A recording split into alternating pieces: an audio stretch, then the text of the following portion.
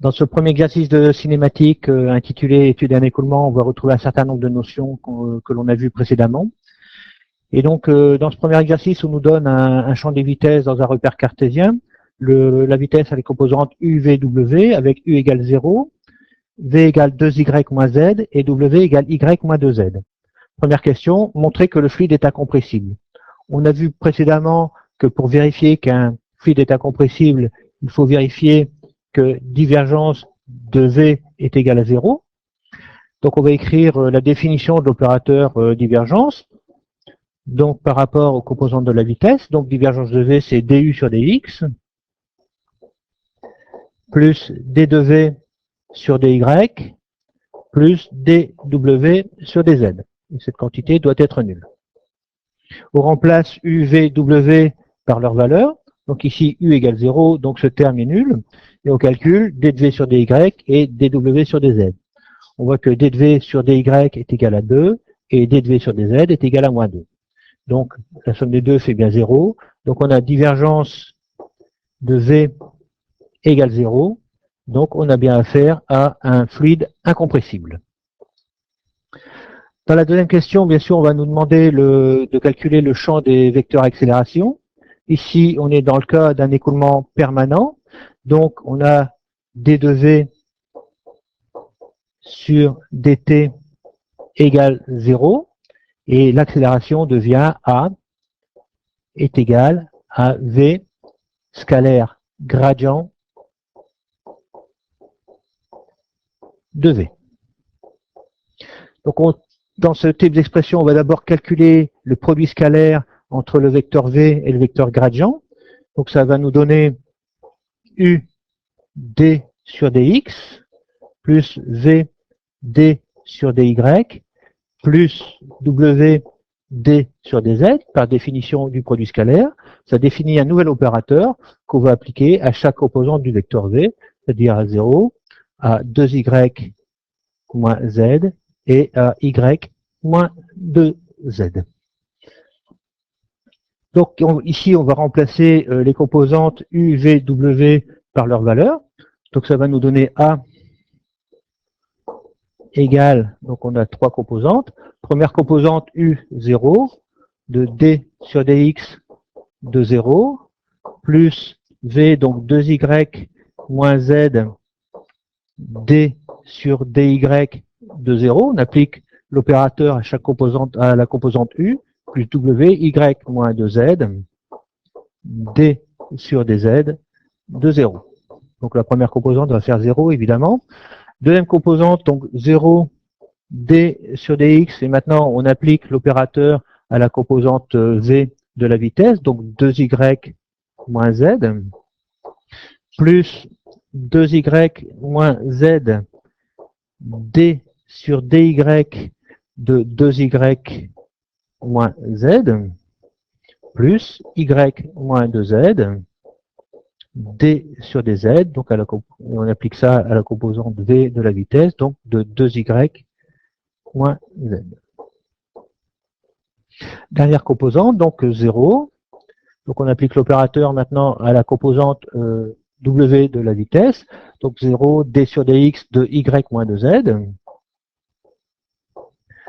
plus 2y moins z, d sur dy de y moins 2z, plus y moins 2z, d sur dz de y moins 2z.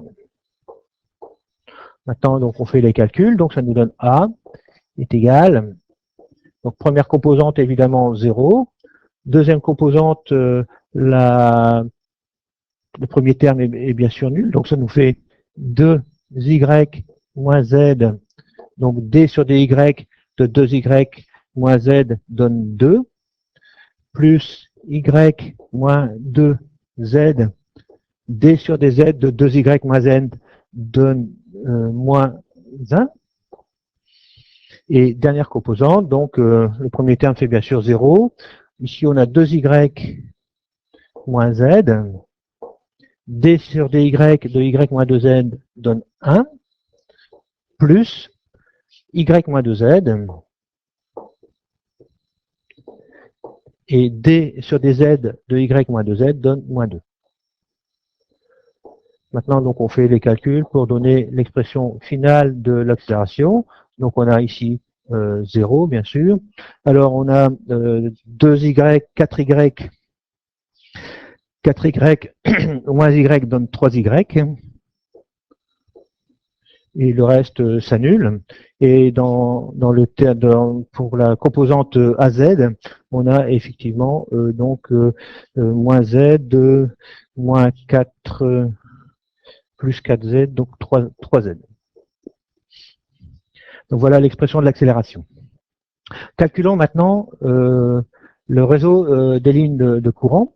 Donc il est toujours important pour un écoulement d'avoir les lignes de courant. À partir des composants de la vitesse, les lignes de courant sont définies par dx sur u est égal à dy sur v est égal à dz sur w. Donc ici, on tombe sur une difficulté puisque u est égal à 0. Donc, pour que l'écoulement existe, il faut que dx soit égal à 0 et donc x est égal à une constante. Donc, on aura un écoulement dans un plan YZ à un x indéterminé. Donc, on va remplacer V et W par leur valeur. Donc, on a dy sur 2y moins z est égal à dz sur y moins 2z. Donc, on arrange un peu tout ça. Donc, ça nous donne y moins 2z dy est égal à 2y moins z dz. Donc, ça nous donne y dy moins 2z dy est égal à 2y dz moins z dz. On peut écrire ça sous la forme d'une différentielle totale, donc d de y2 sur 2 plus z carré sur 2 moins 2yz est égal à 0. Donc cette équation implique que y2 sur 2 plus z carré sur 2 moins 2yz est égal à une constante. Et ça constitue donc l'équation des lignes de courant. Et on verra un peu plus tard comment on peut schématiser l'écoulement. Un autre vecteur important, c'est le champ des vecteurs tourbillons et les lignes tourbillons. Donc, le vecteur tourbillon est donné par oméga, c'est le vecteur rotation, 1/2 de rotationnel de V. Donc, c'est aussi 1/2 de nabla vectoriel V. Donc, pour une méthode pour retrouver les composantes de ce vecteur rotation, on écrit donc l'opérateur nabla, d sur dx, d sur dy, d sur dz. On écrit les composantes du vecteur V, donc ici 0, 2y moins z et y moins 2z. Et on répète donc d sur dx, les deux premières colonnes, d sur dy et 2y moins z. La première composante sera donnée par d sur dy de y moins 2z, moins 2y moins d sur dz de 2y moins z. Donc c'est ce qu'on va écrire. Donc oméga, la première composante est donnée par d sur dy de y moins 2z moins d sur dz de 2y moins z. Deuxième composante, d sur dz de 0 qui donne 0 évidemment, et d sur dx de y moins 2z. Donc comme y moins 2z, il n'y a pas d'expression en x, donc cette composante est nulle, et donc oméga y est égal à 0. La dernière composante, on aura donc d sur dx de 2y moins z qui fait 0, et d sur dy de 0 qui fait effectivement 0. Donc la dernière composante sera également égale à 0. Et donc il ne faut pas oublier effectivement ici le terme 1/2, et donc on aura pour oméga, ici donc d sur dy de la première expression donne 1 et d sur dz donne de moins z donne moins 1 avec un moins devant, donc ça fait 1, donc ça fait 2. Donc divisé par 2, ça fait 1, 0, 0. Donc on voit que pour ce vecteur tourbillon, il n'y a qu'une composante suivant l'axe X. Donc les lignes tourbillon, le vecteur tourbillon est par définition tangent aux lignes tourbillon, et donc les lignes tourbillon sont suivant l'axe X. Donc on peut donner une idée de l'écoulement, de la forme de l'écoulement. Donc on a ici le vecteur tourbillon qui est suivant l'axe X, oméga. Les lignes de courant donc qui sont comme ceci. Et ici, on a le fluide qui tourne autour, donc ça c'est le vecteur V, qui tourne autour de la direction de oméga. Donc par définition, hein, oméga est égal à 1,5 de rotationnel de V, le vecteur V tourne autour de la direction de oméga. Dernier calcul pour cet exercice, c'est le calcul du tenseur des taux de déformation. Donc on voit que ce tenseur des taux de déformation est donné en fonction des dérivées partielles de la vitesse. Donc on va simplement remplacer les composantes UVW de la vitesse dans cette expression et calculer les dérivées. Donc U est égal à 0, donc les termes en U sont nuls. Et d'autre part, V et W ne dépendent pas de X. Donc tout ce qui est en U et en V, en dérivée de V et W par rapport à X, est nul. Donc c'est un tenseur symétrique, donc toutes ces quantités sont nulles. Il nous reste à calculer les autres quantités, donc on va les écrire. Donc D est égal.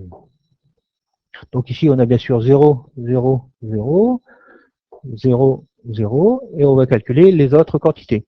Donc d de v sur dy donne 2, donc on a donc 2 fois le terme, donc ça nous fait 4. D de v sur dz donne moins 1, d de w sur dy donne plus 1, donc ce terme est nul. Le tenseur est symétrique, donc ici on aura 0.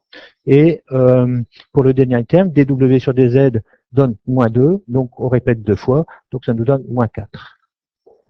Et on n'oublie pas, bien sûr, le terme 1,5 devant. Donc ça donne le tenseur des taux de déformation. Peut-être une petite remarque, c'est que la trace de ce tenseur, la trace d'un tenseur est la somme des éléments diagonaux. La trace du tenseur est égale à la divergence du vecteur V. Ici, on a un fluide incompressible, donc pour vérifier que notre réponse est bonne, on doit vérifier que la somme des éléments diagonaux est égale à 0. Donc on retrouve bien donc moins 4 plus 4, donc la trace du tenseur est égale à 0, donc notre résultat est correct.